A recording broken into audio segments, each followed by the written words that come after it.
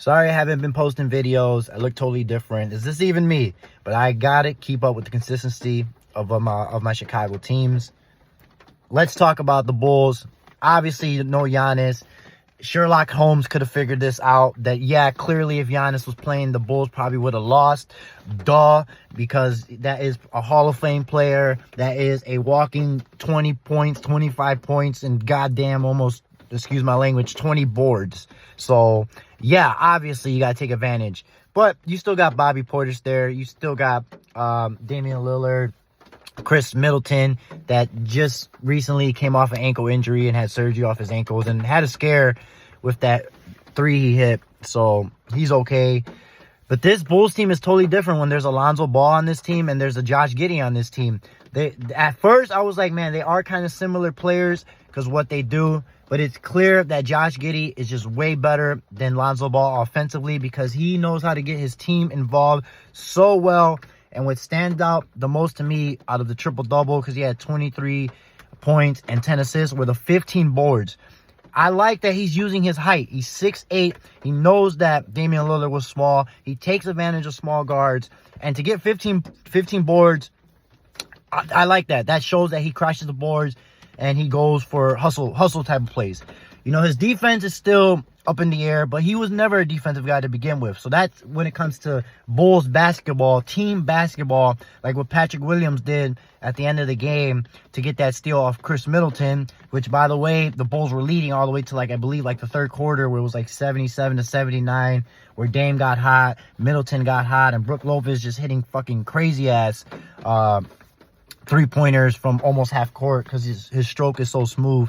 Pause. But yeah, like, this is a fun-ass Bulls team. And then we got the whole issues with the Kings, which I think DeMar is somewhat a part of it. Not like the person, more like the game he plays, because he slows down the game. He needs the ball. He's a mid-range guy. He's one of those old-school type of mid-range players that not too many of them left, because now you're in a league where it's threes and layups. But I like this Bulls team, and this stretch we got of playing the Wizards, Charlotte, and I forgot who the next game is, but the Knicks, which is the D Rose night, which I don't know. So are they not retiring his jersey that night? I mean, every Chicago fan here, raise your hand who thinks that Derrick Rose should get his jersey retired. I don't know. Let me know in the comments below. I do know it's a Derrick Rose night though. So those are 3 wins because we played the Knicks pretty well. And we can be close to 500. They're hovering around the play-in, like always, obviously. But like I said, offensively, this is a very fun team to watch. Defensively, obvious not, but that's probably the whole league around with the whole issues of the 3 points in general. No Ayo Dosunmu, by the way, too. So he had a little Carter minutes, and he had a couple threes, and he had a Craig hit a 3. So I like that Billy Donovan always plays the rotation and plays guys that haven't been in the rotation just to get them ready. And then to have vets like Craig and Carter is solid. The Bulls team's going nowhere. Let's still stick to the plan of what we think's going to really happen. But now I'm in a world where, because I love Kobe White, and by the way, we had 3 guys who scored 20 points, which is Vooch, Kobe, and Josh Giddey. But I guess it makes sense, or at least if I'm thinking of it as a GM, to maybe trade for Kobe White instead of Zach LaVine, because the Kobe White, his deal is so cheaper, and he's averaging 17.4 points a game. I believe Zach's like 22.5. So if you need a scorer specifically, I would probably trade for Kobe White because you have extra years and cheaper money.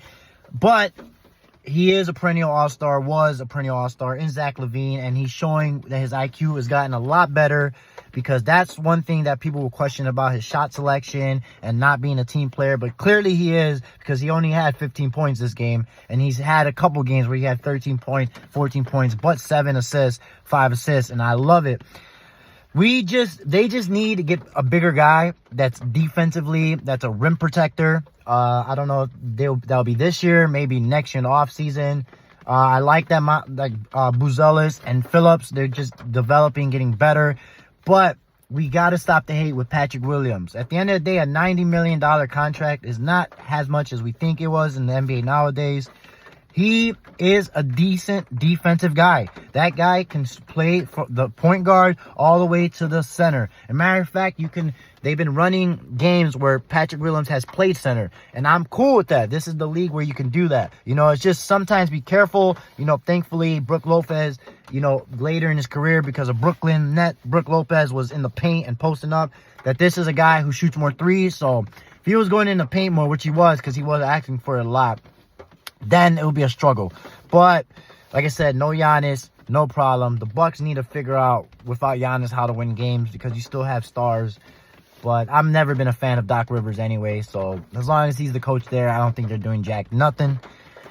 But man, these Bulls need to be, they can't lose to the Wizards. You can't lose to Charlotte. It's time to make that offense, because teams are not scared of the Bulls, right? When you see the Bulls, you're like, they're good offense, great offense. So we got to score with them. But other than that, we're not scared of them.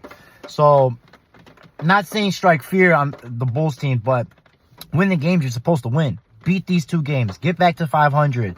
Even against Atlanta, you blew the lead in the 4th quarter. You always have Atlanta's number. So this is fun. Like I said, I am enjoying this season as a Bulls fan. You guys let me know in the comments below what you guys think so far. I'm going to get better with the videos. I'm sorry. Like, it's just hard for me, you know. I got nowhere to do it, which is no excuse because I have a phone. I can do it anywhere. But other than that, I'll talk to you guys later. Peace.